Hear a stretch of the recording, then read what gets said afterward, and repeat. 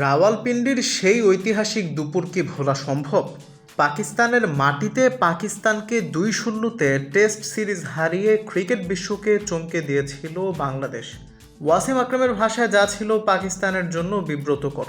২ বছর আগের সেই সোনালি স্মৃতি এখন নাজমুল হোসেন শান্তদের সবচেয়ে বড় আত্মবিশ্বাস। বাংলাদেশের স্পিনে ঘায়েল হওয়া পাকিস্তান নিজেদের ক্রিকেট কাঠামোয় ওলটপালট করে দিয়েছিল। পিন্ডির সেই হারের পর নড়বড়ে হয়ে যাওয়া শান মাসুদের অধিনায়কত্ব অবশ্য টিকে গেছে। এবার সেই মাসুদের নেতৃত্বেই বাংলাদেশে এসেছে পাকিস্তান।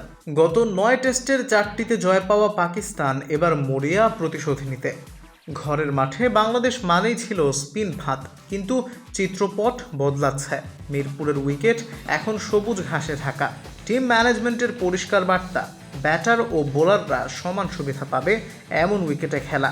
ধারণা করা হচ্ছে প্রথম টেস্টে ৩ পেসার নিয়েই মাঠে নামবে টাইগাররা। সাদা বলের পেস বিপ্লব এবার কি তবে দেখা যাবে সাদা পোশাকে?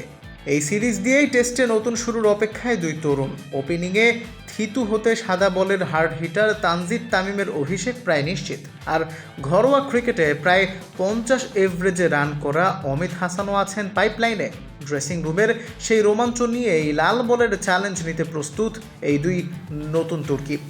গত চক্রে ঘরের মাঠে ৬ টেস্টে জয় ছিল মাত্র একটি। এবার সেই হোম কন্ডিশন ধাঁধা কাটানোর পালা। টেস্ট চ্যাম্পিয়নশিপের নতুন চক্রে নিজেদের চেনা আঙিনায় জয় দিয়ে শুরু করতে চায় বাংলাদেশ। কোচ অধিনায়কের ছোটোখাটো বৈঠকগুলো বলছে পরিকল্পনা এবার নিখুঁত।